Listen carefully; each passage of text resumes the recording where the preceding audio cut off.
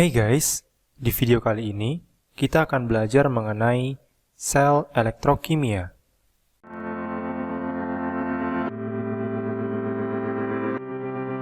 Elektrokimia merupakan cabang ilmu kimia yang mempelajari hubungan antara energi kimia dan energi listrik.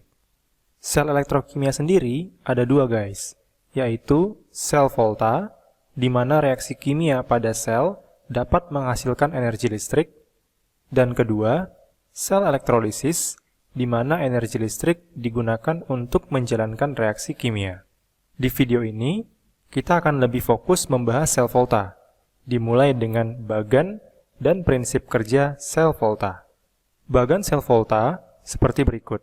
Kedua elektroda berada pada wadah terpisah dan dihubungkan dengan suatu voltmeter sebagai pembaca tegangan listrik. Elektroda merupakan tempat terjadinya reaksi redoks guys.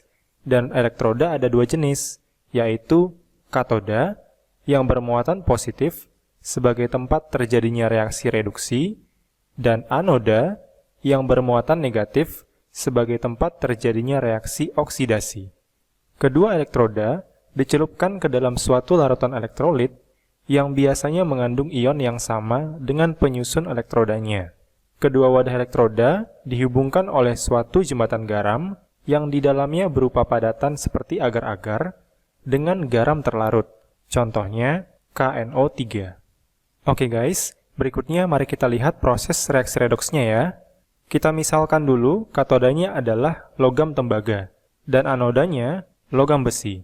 Katoda dicelupkan ke dalam larutan CuSO4 sehingga di dalam larutan terdapat ion-ion Cu2 positif dan SO4 2 negatif.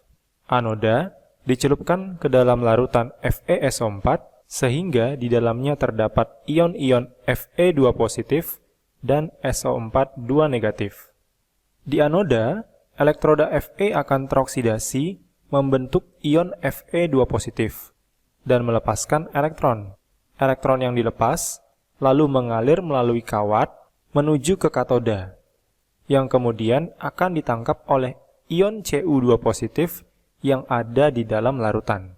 Hal ini mengakibatkan ion Cu2 positif akan tereduksi dan terdeposit atau mengendap di katoda. Akibat pergerakan elektron dari anoda menuju ke katoda, menyebabkan muatan di kedua wadah menjadi tidak seimbang. Dan disinilah peran dari jembatan garam guys. Bila kita perhatikan, di anoda terdapat kelebihan ion positif akibat oksidasi elektroda Fe. Sehingga, kelebihan muatan positif itu akan dinetralkan oleh ion negatif dari jembatan garam. Sedangkan di katoda, karena kekurangan muatan positif akibat reduksi ion Cu2 positif, maka ion positif dari jembatan garam akan menetralkan ion negatif dalam larutan. Jadi, jembatan garam memiliki dua fungsi guys, yaitu menghantarkan arus listrik dengan menutup rangkaian sel dan menetralkan muatan di kedua wadah. Reaksi di anoda merupakan reaksi oksidasi Fe menjadi Fe2 positif tambah 2 elektron, dan reaksi di katoda merupakan reduksi ion Cu2 positif tambah 2 elektron menjadi Cu. Elektron di kedua reaksi sudah setara, sehingga bisa kita coret. Jadi, reaksi selnya yaitu Fe ditambah dengan Cu2 positif menjadi Fe2 positif ditambah dengan Cu. Dari reaksi sel, kita bisa membuat notasi atau diagram selnya. Formatnya yaitu di sebelah kiri anoda dan di sebelah kanan katoda. Atau di sebelah kiri yang mengalami oksidasi dan di sebelah kanan yang mengalami reduksi. Dari reaksi sel tadi, kita bisa tuliskan menjadi seperti berikut. Fe yang teroksidasi terletak di sebelah kiri, yaitu anoda, dan ion Cu2 positif yang tereduksi terletak di sebelah kanan, yaitu katoda. Garis tunggal di masing-masing elektroda menyatakan batas fase, dan garis 2 di tengah menyatakan jembatan garam. Berikutnya, mari kita bahas deret volta. Deret volta merupakan suatu deret unsur-unsur berdasarkan nilai potensial reduksi standarnya atau disimbolkan dengan N0. Deret volta dimulai dari unsur Li hingga Au, dengan unsur hidrogen atau H menjadi batas karena memiliki nilai potensial reduksi sebesar 0 volt. Semakin ke kiri, nilai potensial reduksi akan semakin kecil atau bernilai negatif, sehingga unsur-unsur semakin mudah mengalami oksidasi. Dengan kata lain, semakin kuat daya pereduksinya. Semakin ke kanan, nilai potensial reduksi semakin besar atau bernilai positif, sehingga unsur-unsur semakin mudah mengalami reduksi, atau dengan kata lain, semakin kuat daya pengoksidasinya.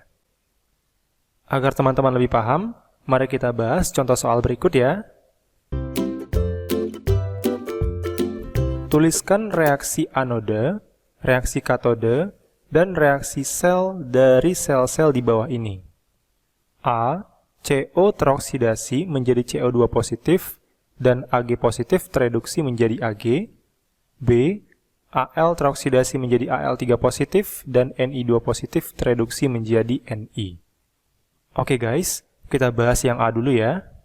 Sesuai dengan format diagram atau notasi sel yang tadi telah kita pelajari, di bagian kiri merupakan oksidasi di anoda dan di bagian kanan merupakan reduksi di katoda. Jadi, reaksi anodanya yaitu CO menjadi CO2 positif tambah 2 elektron, lalu reaksi di katoda Ag positif tambah elektron menjadi Ag. Kita setarakan elektronnya, di anoda kita kali 1 dan di katoda kita kali 2. Sehingga di anoda tetap dan di katoda reaksinya 2 Ag positif tambah 2 elektron menjadi 2 Ag. Elektronnya bisa kita coret atau kita eliminasi dan kita dapatkan reaksi selnya 2 Ag positif tambah CO menjadi 2 Ag tambah CO2 positif. Berikutnya yang B. Reaksi di anoda yaitu Al menjadi Al3 positif tambah 3 elektron dan di katoda Ni2 positif tambah 2 elektron menjadi Ni. Kita setarakan lagi elektronnya guys. Di anoda kita kali 2 dan di katoda kita kali 3. Sehingga reaksi di anoda 2Al menjadi 2Al3 positif tambah 6 elektron dan reaksi di katoda 3Ni2 positif tambah 6 elektron menjadi 3Ni. Elektronnya bisa kita eliminasi, lalu kita dapatkan reaksi selnya 3Ni2 positif tambah 2Al menjadi 3Ni tambah 2Al3 positif. Nah, sampai di sini bisa dipahami ya guys? Jika sudah paham, mari kita lanjut ke materi berikutnya mengenai potensial reduksi standar. Potensial reduksi standar yang disimbolkan dengan N0 merupakan nilai yang menyatakan kecenderungan suatu zat untuk tereduksi. Semakin positif nilai N0-nya, maka semakin mudah untuk mengalami reduksi guys. Penentuan atau pengukuran nilai N0 suatu zat dilakukan dengan membandingkan potensial listrik suatu zat terhadap suatu elektroda pembanding dalam keadaan standar. Elektroda pembanding yang biasanya digunakan adalah elektroda hidrogen, yaitu suatu tabung kaca yang di dalamnya terdapat plat platina yang dihubungkan dengan kawat, dicelupkan dalam larutan asam dan dialiri gas hidrogen. Kondisi standar yang dimaksud yaitu konsentrasi larutan memiliki nilai 1 molar. Elektroda hidrogen menggunakan larutan asam yang konsentrasi H positifnya sebesar 1 molar. Kondisi berikutnya, tekanan yang digunakan sebesar 1 atm. Jadi, aliran gas hidrogen dibuat pada tekanan 1 atm guys. Pengukuran juga dilakukan pada suhu 25 derajat Celcius. Karena nilai potensial reduksi hidrogen adalah 0 volt, maka nilai yang terbaca di voltmeter merupakan nilai potensial reduksi dari zat yang diukur. Berikutnya, kita belajar perhitungan potensial sel. Perhitungan ini dibagi dalam dua keadaan, guys. Yang pertama, dalam keadaan standar. Kita misalkan terdapat dua elektroda yang masing-masing diketahui nilai potensial reduksinya. Ingat kembali ya guys, nilai yang lebih positif yang lebih mudah mengalami reduksi. Jadi, yang tereduksi yaitu Ag, sementara Zn mengalami oksidasi. Sehingga reaksinya harus kita balik dan nilai N0-nya berubah tanda menjadi positif. Lalu, kita setarakan elektronnya, sehingga elektronnya bisa kita eliminasi, dan kita dapatkan nilai potensial sel untuk reaksi Zn tambah 2Ag positif menjadi Zn2 positif tambah 2Ag, sebesar positif 1,56 volt. Bisa juga kita hitung dengan menggunakan rumus N0 sel sama dengan N0 reduksi dikurang N0 oksidasi, atau N0 katoda kurang N0 anoda. Jadi, dengan rumus ini, maka 0,8 kurang minus 0,76 sama dengan positif 1,56 volt. Nilai positif artinya reaksi berlangsung spontan atau dapat terjadi. Keadaan kedua, yaitu tidak standar. Konsentrasinya bukan 1 molar. Nilai potensial sel kita hitung dengan menggunakan persamaan Nernst, di mana S-sel sama dengan N0 sel kurang 0,0592 per N kali log Qc. N merupakan jumlah elektron yang terlibat atau yang sudah disetarakan. Sementara Qc merupakan quotient reaksi dengan rumus konsentrasi produk pangkat koefisien bagi konsentrasi reaktan pangkat koefisien. Ingat ya guys, produknya adalah ion yang terbentuk di anoda, sedangkan reaktan merupakan ion yang ada di katoda. Jadi bisa kita tuliskan konsentrasi anoda pangkat koefisien bagi konsentrasi katoda pangkat koefisien. Dan jika dalam fase gas, konsentrasi bisa digantikan dengan tekanan. Nah, agar teman-teman lebih paham penggunaan rumusnya, mari kita bahas contoh soalnya ya. Diketahui harga potensial standar sel sebagai berikut. Pertanyaannya, yang A, susunlah A, B, C, dan D berdasarkan daya pereduksi dimulai dari pereduksi paling kuat. Yang B, tentukan potensial standar atau N0 sel dari notasi berikut. Oke guys, kita mulai dari pertanyaan yang A dulu. Untuk menentukan susunan A, B, C, dan D, kita bisa menggunakan konsep deret volta. Bagian kiri deret volta yang mengalami oksidasi, bagian kanan yang mengalami reduksi. Langkah pertama, kita tentukan dulu posisi zat yang reaksi selnya memiliki potensial paling besar. Berarti notasi sel A dan C. Nilai potensial selnya positif guys. Berarti reaksi redoksnya dapat berlangsung ya atau spontan. Zat A mengalami oksidasi. Berarti di sebelah kiri pada deret volta ya guys. Dan zat C mengalami reduksi. Berarti di sebelah kanan deret volta. Nilai potensialnya sebesar 3,55 volt.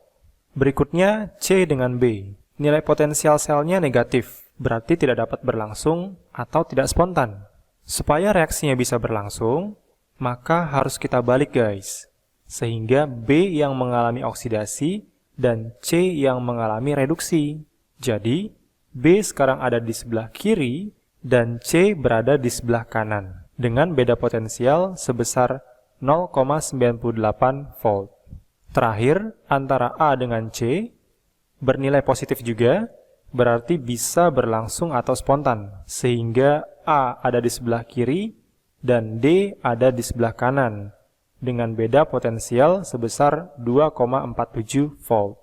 Posisi D tidak di antara B dan C ya, karena nilai 2,47 volt ini tidak melebihi selisih AC kurang BC. Maka berdasarkan susunan yang sudah kita buat, susunan daya pereduksi dari yang paling kuat berarti dimulai dari paling kiri guys, yaitu A, D, B, lalu C. Selanjutnya, kita mencari nilai potensial sel dari notasi sel dB. Kita dapatkan dari nilai potensial AC dikurang BC dikurang AD. Jadi 3,55 kurang 0,98 dikurang 2,47. Kita dapatkan hasilnya sebesar positif 0,1 volt. Nah, sampai di sini bisa dipahami ya guys. Mari kita bahas contoh soal yang berikutnya. Tentukan potensial sel volta berikut. Zn tambah Cu2 positif 2 molar menjadi Zn2 positif 1 molar tambah Cu. Yang B, 2Ag positif 1 molar tambah Mg menjadi 2Ag tambah Mg2 positif 0,01 molar. Oke guys, kita selesaikan dengan menggunakan rumus persamaan Nernst tadi ya. Untuk yang A terlebih dahulu. Setengah reaksi oksidasi dan reduksi adalah sebagai berikut. Dan nilai potensial reduksinya kita ambil dari buku atau dari sumber lain ya guys. Rumus ini kita bisa uraikan lagi menjadi N0 reduksi kurang N0 oksidasi kurang 0,0592 per N kali log konsentrasi Zn2 positif bagi konsentrasi Cu2 positif. Masing-masing berpangkat 1, karena koefisiennya masing-masing juga 1 ya guys. Sama dengan 0,34 kurang minus 0,76 kurang 0,0592 per 2 ya. Elektron yang sudah setara dikali log 1 per 2. Hasil perhitungannya kita dapatkan sebesar positif 1,11 volt. Selanjutnya, yang B, dengan rumus yang sama, persamaan setengah reaksinya adalah sebagai berikut. Dan bila kita uraikan rumusnya menjadi N0 reduksi kurang N0 oksidasi kurang 0,0592 per N kali log konsentrasi Mg2 positif pangkat 1 per konsentrasi Ag positif pangkat 2. Sama dengan 0,8 kurang minus 2,37 kurang 0,0592 per 2 kali log 0,01 per 1 kuadrat. Kita dapatkan hasilnya sebesar positif 3,23 volt. Nah, sampai di sini bisa dipahami ya guys. Jika sudah paham, mari kita lanjut ke materi berikutnya mengenai aplikasi sel volta. Berikut adalah beberapa aplikasi dari sel volta guys. Yang pertama, sel Lagrange atau sel kering, atau disebut juga sel primer. Biasanya sel kering ini dimanfaatkan sebagai baterai.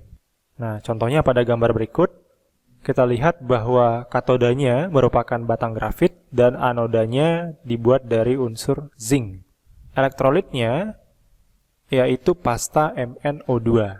Jadi, reaksi yang ada di masing-masing elektroda yaitu di anoda Zn menjadi Zn2 positif tambah 2 elektron, dan di katoda 2MnO2 tambah 2 NH4 positif tambah 2 elektron menjadi Mn2O3 tambah 2 NH3 tambah H2O.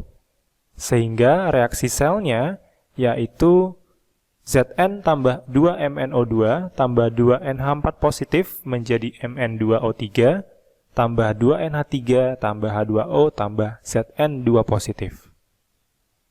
Berikutnya, sel aki atau sel sekunder. Anodanya dibuat dari Pb dan katodanya merupakan PbO2. Larutan elektrod yang digunakan adalah larutan H2SO4 guys. Reaksi yang terjadi di anoda yaitu Pb tambah SO4 2 negatif menjadi PbSO4 tambah 2 elektron. Di katoda, PbO2 tambah SO4 2 negatif tambah 4H+ tambah 2 elektron menjadi PbSO4 tambah 2H2O. Sehingga reaksi selnya menjadi Pb tambah PbO2 tambah 2H2SO4 menjadi 2 PbSO4 tambah 2 H2O. Nah, reaksi ini merupakan reaksi pada saat sel aki digunakan sebagai sumber arus guys. Karena kita tahu bahwa aki punya dua jenis reaksi, yaitu reaksi pengisian, reaksi pengisian arus yang merupakan jenis reaksi elektrolisis, dan reaksi pengosongan, yang digunakan sebagai sumber arus, merupakan reaksi sel volta. Berikutnya, sel bahan bakar atau fuel cell. Nah, sel bahan bakar ini merupakan sel yang cukup menarik guys, karena sangat banyak aplikasinya, efisiensinya sangat tinggi, dan penggunaannya sangat bebas emisi, karena hasil reaksinya hanya menghasilkan air. Jadi kalau kita lihat pada gambarnya, digunakan gas hidrogen dan gas oksigen dengan elektrolit NaOH. Jadi nanti reaksi di anoda yaitu H2 tambah 2OH- menjadi 2H2O tambah 2 elektron. Sementara reaksi di katoda yaitu O2 tambah 2H2O tambah 4 elektron menjadi 4OH-.